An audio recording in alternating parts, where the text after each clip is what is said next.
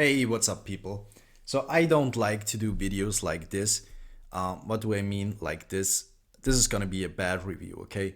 I'm gonna tell you right out of the gate, I do not recommend this knife. And I will show you in just a second. But first I wanna say, please, everything that I say is only true for this knife right here that I have and that I have used in the last weeks, months. I don't even know how long I own this now.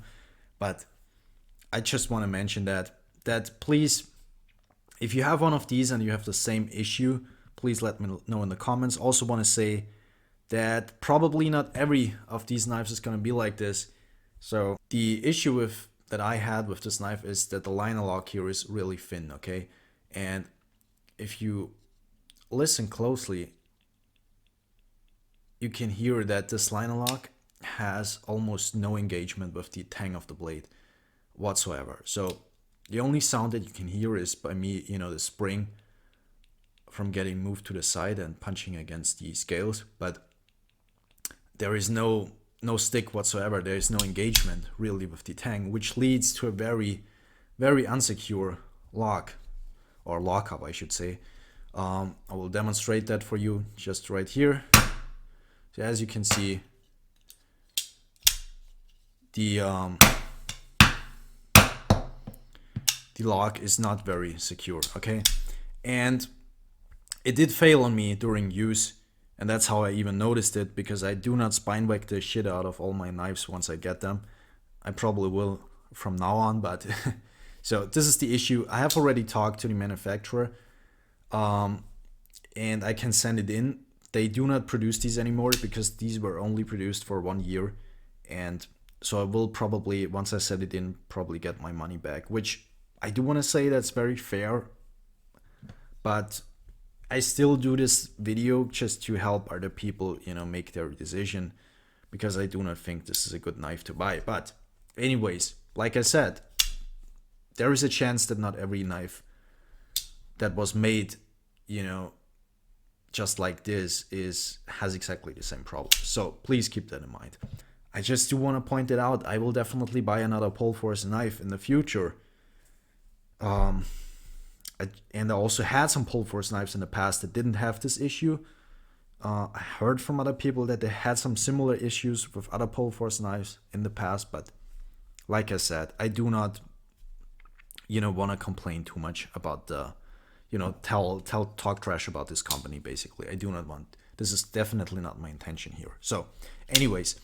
So for those people that do not want to stick around, this is not a knife I would recommend. For those people that do want to stick around, I'll talk a little bit about why this knife exists, or I believe this knife exists, some of the design features and also the performance, because I still want to give this a fair review and look at all the aspects that this knife has. So let's just dive in. These are the first flippers from Pohl. This is the larger version, and they have a smaller version as well. By the way, just a little bit confusing to me is this is called the Model 3, and it's 10 centimeters or 4 inches.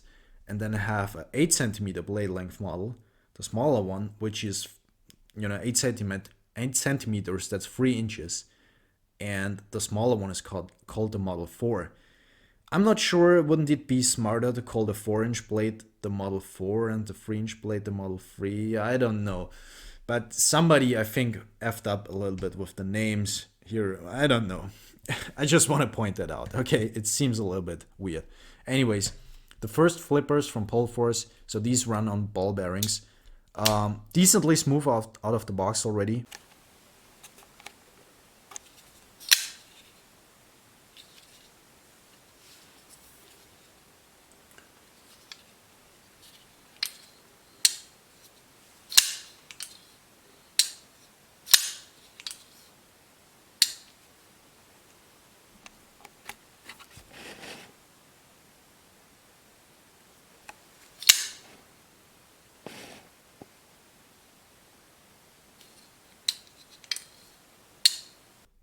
A little bit unrefined, I have to say, but it got really, really good over time. So I think it is a good flipping action. Show you how this knife looks inside. Ball bearings. I think these are steel bearings trapped inside these cages, like brass cages. And very interesting is also to note here the stop pin It's a little bit unusual that we usually see it from other knives, but yeah, it's still fine. I think the stop pin is adequate for how strong this knife needs to be. Yeah, not really good blade centering out of the box. I'm not able to adjust it. I tried everything that I usually try when I try to adjust a blade. Was not able to do it. I'll show you the presentation of this. Sorry, I bumped into the mic. Presentation of this knife. You get a very nice looking green box or white box with a green sticker on it, I guess. And you also get a pouch. And inside this pouch, there's the plastic sleeve. You can fit 2 knives in here. Padded pouch. Those are always nice if you get them for free, and a certificate of authenticity. So you can see mine is made in October 2019. So these have been made, I think, from 2019, late 2019 to 2020. They only made a certain number of these. I'm not sure how many. I think I read it somewhere, but I already forgot. Like 1,000 or 2,000 of these were made. I don't even know. Not so many, okay? So these are already gone. Like I said in the beginning, these have sold out. They will no longer be produced, and they will not come back probably. For the first flippers they made, the action is pretty good, okay? These come in, at least I bought it for right around 130 euros. So maybe the prices have already changed. I'm pretty sure the prices have already changed. I think I saw 140, 45 euros, something like that is now what they go for. So you can still find them even though they are no longer in production. But at this point I'm making the video, you can still find them out there, okay? Why do these knives exist? You know, at this price range, we are not usually used to see a Polforce knife, so I do think this is just Polforce way of trying to reach a wider audience and sell their design to more people. So I do not even think this knife was specifically made for us knife geeks. I think this was made for a way wider audience, people that don't care about lockup and blade centering, but I bought it anyways because I wanted to see how they would do in this price section. Polforce is a German company, but they make their knives. Usually they have an Italian manufacturer, which is Lion Steel, that they have used in the past a lot, and they also have a Taiwanese manufacturer, and these are made either in Taiwan or China. I'm not 100% sure, but either one of these two should be the case. Apart from that, the quality is fine. I guess the build quality is not really fine because it has a really weak lock and it goes off-centered all the time, but you know, whatever. Polforce designs actually do speak to me quite a bit. I think he has a very significant design language. You can tell him apart from a lot of other makers, and I do like that. I do think Polforce designs look quite good, and he made a lot of movie knives in the last couple of years. So I think he made a knife for James Bond movie and for the last Rambo, obviously, and a couple of others as well. I don't even remember, but I do think his designs speak to a lot of people outside the knife world as well. We have a very aggressive draw point here. This cutout right here is very significant for Polforce designs. You can place your thumb up here, transfer energy directly into that straight edge. So it gives you a lot of power in your, when cutting like this. So I do like that. It's very smart. And it doesn't matter if it's a draw point tent or a sheepswood. All of the Polforce blades, basically where that cutout ends, the swedge starts. And so it's basically always a very long swedge. It runs to that point and gives that point, I think, a little bit more pointiness, a little bit more sturdiness, showing cross section. This is still a very, very thick and substantial point up here. So it's not flimsy or anything at all. And it at the same time, I think a long swedge also really looks good. But it's functional wise, it's always nice to have a swedge as well. Same as the fuller right here. The fuller doesn't really have a functional use, I guess, other than you can also open it like this. Which is nice. I guess it's a nice feature, but it's mainly for aesthetics, I would say. So I do like the blade. 3.8 millimeters thick. Very surprised with the behind the edge thickness. We actually have 0.4, 0.36 millimeters behind the edge, which is like 15 to 14 thousandths. I was I'm happy with that for the price point and for the blade thickness we're looking at for the intended purpose. I think that's fine. Knife came razor sharp out of the box. Also wasn't expecting an edge that was that symmetrical and that well executed. It was a nice sharp edge, razor sharpness. Had a little bit of bite to it, but was also polished at the end. So I do think the sharpness was fine and the behind the edge thickness also. I heard some people say that these or theirs, the one that they bought, were a little bit thicker behind the edge, but obviously, you know, everybody has different calipers, so that's natural that the behind the edge thickness may vary, or maybe they are not that consistent in productions. I don't know. Anyways, moving to the handle, very significant for Pohl Force designs also is that the handle drops way up over the cutting edge. So usually most handles would go like this. Maybe I can show you. So if we have the cutting edge aligned, you can see that the handle from the Pohl Force knife raises way further up. So you have this, the cutting edge is very much below your fingers, which is a little bit unusual for most people probably. So you have to either like this or don't like it. You definitely have to get used to this because this is not like all the other knives or most other knives. It reminds me a little bit about the Emerson Tiger where the cutting edge is really, really low. By the way, it's a good time to show you a size comparison. Bring in the Spyderco Military. Military is basically the same size. Did I mention the overall length of this knife is 23.5 centimeters or 9.2 inches? So I'll show you some more size comparisons. Buck 110 and Ontario Red 1. Both of these should be very familiar to a lot of people. So it is a big knife. It's also very wide in the blade, as you can see. What is also very significant about, I keep saying significant, I'm sorry guys. It's also very typical for Pohl Force knives is they have this flat pivot here. So with this, you can use a flathead basically or Victorinox to take it apart or adjust it in the field, which is a nice feature. T6 on the back though. A little bit confusing in the construction is that you can only disassemble it from the right side and not from the left side because the tubes that these pivots are held in go in from the left side. So you can only disassemble it from this side, which is a little bit unusual, I guess, but it works. It's quick and easy. Once you figured out that you can only disassemble it from there.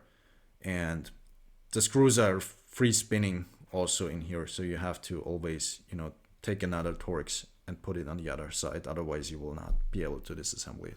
They have this typical Pohl Force pattern here, which is like an Enzo pattern. It's like a Dremelled pattern. It's very grippy. It's not very aggressive though. I do like it because it gives you a lot of, you can hold on really easily to this knife, but at the same time it's not aggressive on your pants underneath the clip.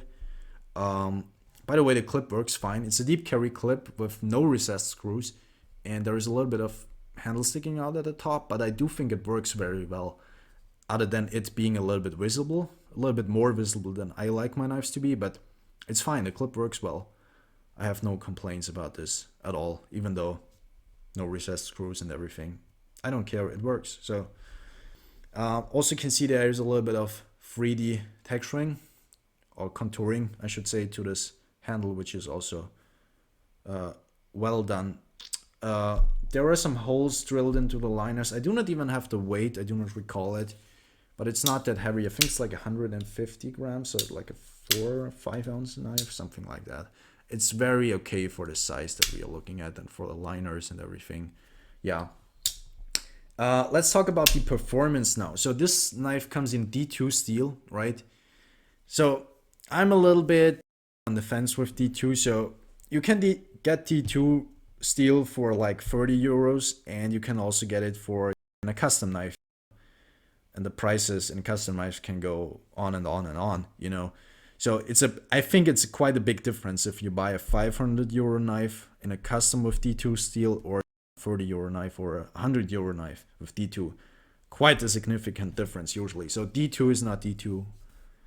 You should know that probably.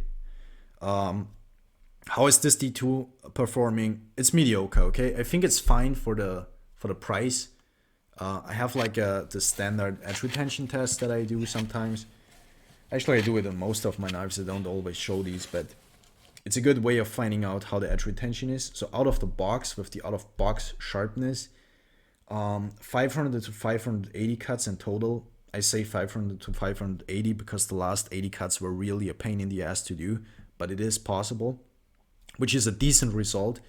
If we do compare that, however, to like Zog Terminus, which is also D2, Cryo D2, which obviously this knife and this knife have totally different dimensions, relatively the same in behind the edge thickness. This one is even a little bit thicker behind the edge than this one. But this Cryo D2 out of the box gets 920 cuts done easily. So, 300 cuts more. Cryo D2 is obviously better, should be better.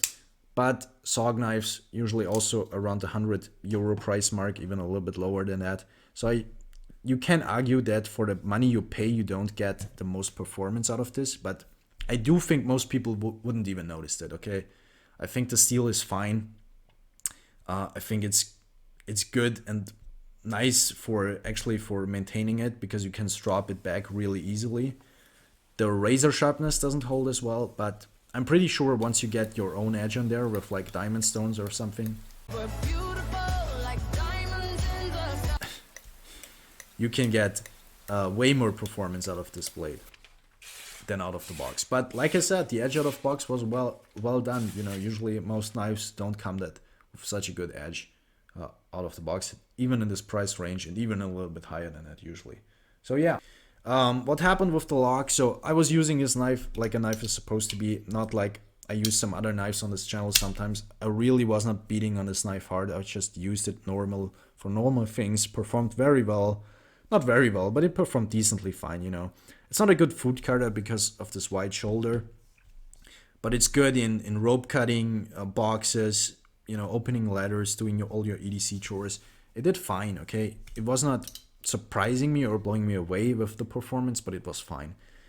But what happened actually is I first noticed that this lock is really weak when I did take the knife like this and stabbed it into a tree stump.